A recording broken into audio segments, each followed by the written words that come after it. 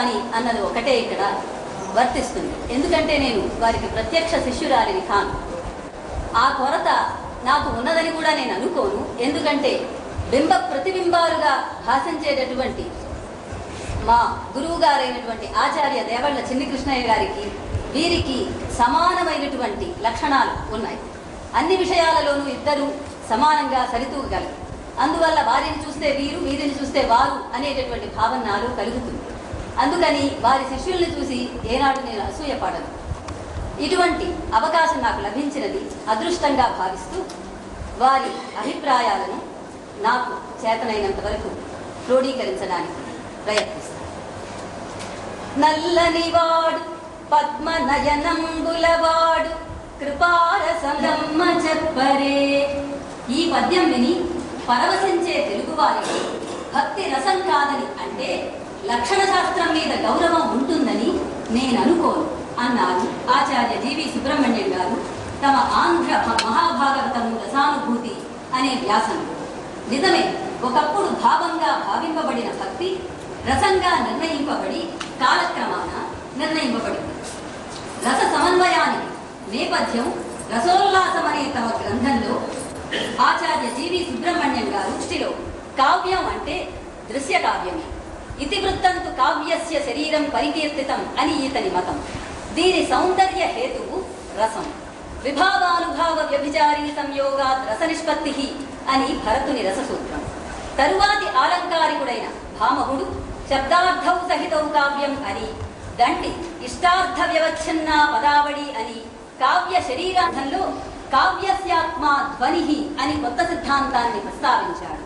అది వస్తుధ్వని, అలంకార ధ్వని, రసధ్వని అని 3 విధాలని ఆ 3 రస సిద్ధాంతాన్ని కొద్దిగా సవరించి రూపకానికి వలనే శ్రవ్యకాంతి కావ్యానికి రసమే ప్రధానమని, రసం వాచ్యంగా కాక వ్యంగ్యంగా ఉండాలని నిర్దేశించాడు. ఆ కావ్యాత్మ వస్త్వలంకార ధ్వనులు కూడా సపర్యవసాయులు కావాలి అన్నాడు.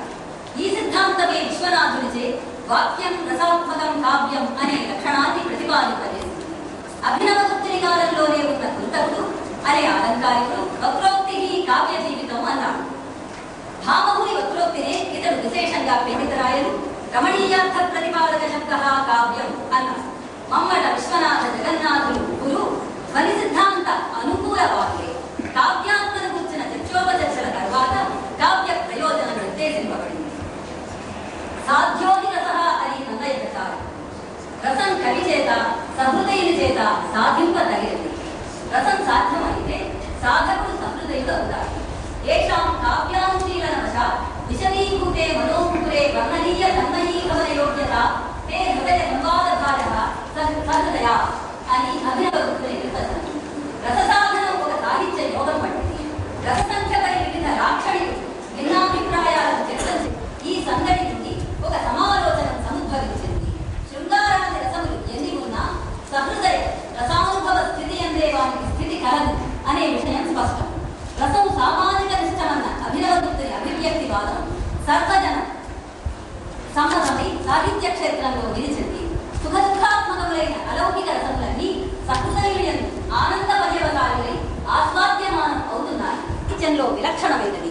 ప్రాచీన సాహిత్యంలో భాగవత పురాణంలో ఈమె పరుచూచున్ వరుచూచు నంపనగరింపన్ రోషరాగోదయా విరత భ్రూకుటి మందహాసములతో వీరంబు శృంగారముంజరగన్ కన్నుల కెంపు సొంపు పరగన్ చండాస్త్ర సందోహమున్ సరసాలోక సమూహమున్ నెరపుచున్ చంద్రాస్య హేరాగతిన్ అని వీర శృంగారాధి దేవతగా సాక్షాత్కరిస్తుంది. ఇక పద సాహిత్యంలో జీవీఎస్ గారు అన్నట్టు భామనే సత్యభామనే అంటూ సిద్ధేంద్ర యోగి వద్ద మధుర భక్తిని నేర్చుకున్నది. అష్టవిధ శృంగార నాయికలలోనూ అష్టవిధ రసములు పరిపోషింపబడినవని జీవీఎస్ గారి సిద్ధాంతం. అన్నమయ్య పంచవిధ భక్తి భేదాలతో భక్తి రసాన్ని రస్యమానం గావించాడు. అన్నమయ్యకు మధుర భక్తికి నాయిక అలమేలు మంగమ్మ, నాయకుడు శ్రీ వెంకటేశ్వరుడు. పద సాహిత్యం అనేక భక్తి భావాలతో వర్ణించారు. ఎవరే ఓ చెలియ, చిలుక ఓ రామ చిలుక, కొమ్మలో వానినిటు నమ్ముకున్నానమ్మ అనే వీరి కృతులు వీరి మధుర. సమాధానం మాత్రం చాలా తేలిక పేలవమైనటువంటి సమాధానం చెప్పాడు. దాన్ని అవతముడు ఎందుకు అనకూడదు, అనసు కదా అంటే కాదులేండి. ఏదో పెద్దవారు భరతముని 9 రసాలు అన్నారు కదా, మనం 10వ రసం చేర్చడం ఎందుకు, పెద్దవాళ్ళ మాట కాదనడం ఎందుకు, అందుచేత మనం దాన్ని భావం కింద దూచేటమ్మాయి గారి ద్వారా ఇప్పుడు మంచి పండితులు, ప్రాచీన సంప్రదాయ ప్రకారంగా శాస్త్రాధ్యయనం చేసినటువంటి ఉత్తమ పండితులు మా మిత్రులు సంపత్ కుమారాచార్యులు గారు, ఇందాక మనం జీవి సుబ్రహ్మణ్య గారిని గురించి చెప్పుకున్నట్లుగా వారికి వీరరసాన్ని గురించి ఏ విధంగా పరిశోధనకు ఆంధ్రప్రదేశ్ సాహిత్య అకాడమీ ద్వారా ఒక పారితోషికం లభించిందో, అదేవిధంగా ఆంధ్ర భాషలో ఉండేటువంటి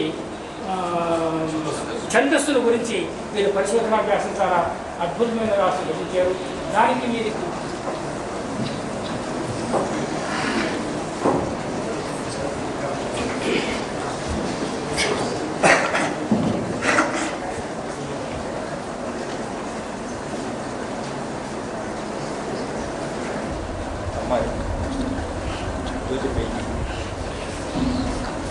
సభాసదులందరికీ నమస్కారం. ఇప్పటికే మనం కాలాతీత వ్యక్తులం అయిపోయింది.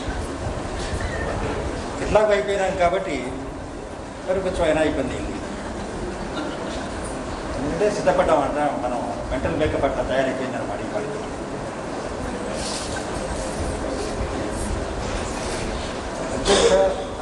అధ్యక్షులకి సహవక్తలకి అందరికీ నమస్కారం చేశాను కాబట్టి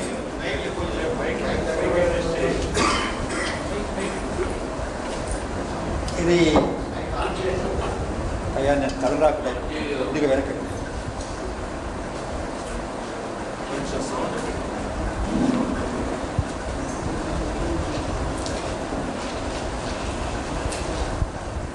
అధ్యక్షుడికి సంబంధించిన ఇవన్నీ ఏ సంప్రదాయం అంటే ఉపన్యాస సంప్రదాయం.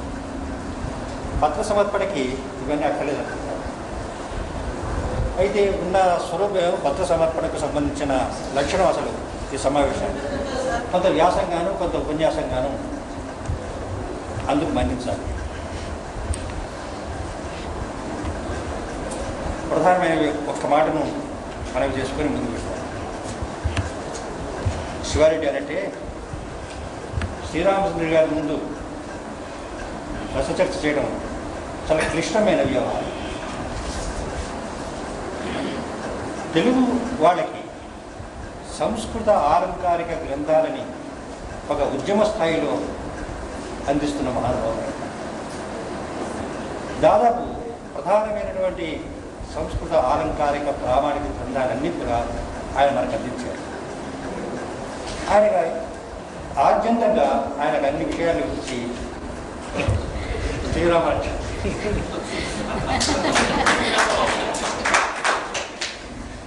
కవి మహర్షి తపో గురించే రాగి రాగి సర్వ తేజఫలమును సముద్రులకు చూచినట్లుగా చూచితి క్షోణిజాల చారితార్థ్యము జన్మకు సంఘటించుకొని కవి సముదాయ లక్షణ సమన్వయం వల్ల రసదర్శనము రసవివేచన జంటగా ఆయనలో సాగుతుంది. భారతీయంగా సాహిత్య విమర్శకుడికి రసదర్శన వివేచనలు మౌలిక లక్షణాలే కాకుండా అవసరమైన ప్రధాన అంశాలు కూడా. కావ్య సంబంధమైన ఎన్ని అంశాలను వివేచించినా వినూత్న కొంత ఎక్కువ పాటల్లో సుబ్రహ్మణ్యం గారిలో కనిపిస్తుంది. ఇది ఆయన వ్యక్తిత్వంలోనూ ఆయన విమర్శక రచనా విధానంలోనూ ప్రస్ఫుటమవుతుంది. లాలిత్యంతో పాటు వివేచనలో దృఢత్వం కూడా మరికొంటే ఉంది, కానీ ఔచిత్యాన్ని పాటించడమే. అంతేకాదు ఈ సమావేశంలో సుబ్రహ్మణ్యం గారి కావ్య రసానుశీలనం తీరును అనుభవించే అవకాశాన్ని నాకు కల్పించడం కూడా ఔచిత్యాన్ని పాటించడమే. కాగా అంశం ఆధునికంగా ఒక్క నవ్య సంప్రదాయోద్యమం తప్ప మిగిలిన సాహిత్యోద్యమం అనే పదాన్ని పట్టుకుని రకరకాల వాదమూలాలైన నిర్ణయాలు ప్రతిపాదించాయి. నిజానికి పై రెండు అభిమతాలు సమంజసమైనవి కావు. వలనే రసాన్ని కూర్చిన వ్యతిరేకమైనటువంటి వాదాలు వస్తున్నాయి అని చెప్పడమే నా ఉద్దేశం. అందువల్ల రసానికి సంబంధించి అసలు మౌలికమైనటువంటి విషయాలు మనం ప్రతిపాదించుకోవాల్సి ఉంది. మొట్టమొదట తొలి పలుకుల్లో మన శ్రీరామచంద్ర గారు చెప్పినట్టు రసము అనేది ఇవాళ మనం ఏ రకంగా భావిస్తున్నామో సరిగ్గా దాన్ని అది మొదలైనట్టుగా లేదు. అక్కడి నుంచి రకరకాలైనటువంటి పరిణామాలు గుర్తు వస్తున్నాయి. ఈ పరిణామాలను ఊహించకుండా దాని గురించి మాట్లాడడం చాలా కష్టం. ఊరికే ప్రతి వాళ్ళు రసానికి ఇంకో రకమైనటువంటి ఆలోచన చేస్తున్నారు. అది కేవలం సంభాషణ రసంగానే సాగుతుంది. అది ఇంకా కాగితం మీద బాగా వచ్చినట్టు లేదు, వస్తే అది బాగా స్పష్టం. అదేమిటంటే ఇందాక సరళాపరసము ఇత్యాది చోట లిఖనగా రసపదాన్ని చూపించినప్పుడు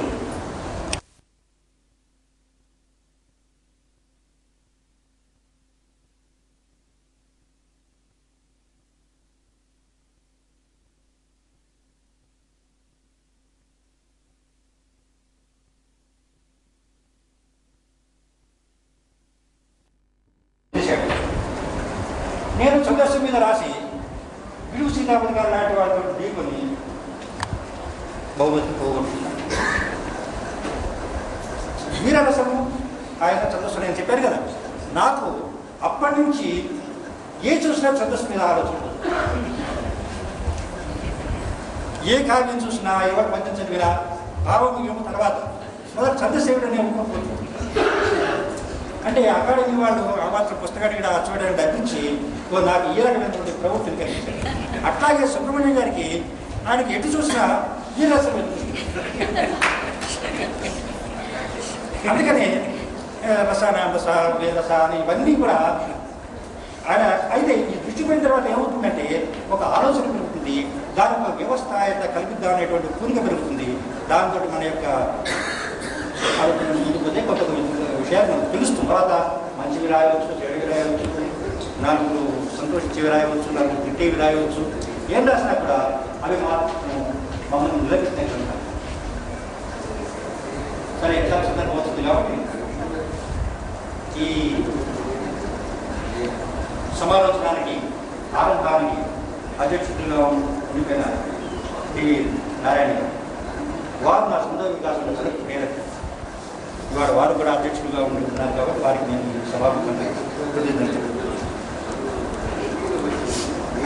మా కిరణ్ పై ఒక 5 నిమిషాలు నాకు ఇచ్చింది, నేను తీసేసుకుంటాను.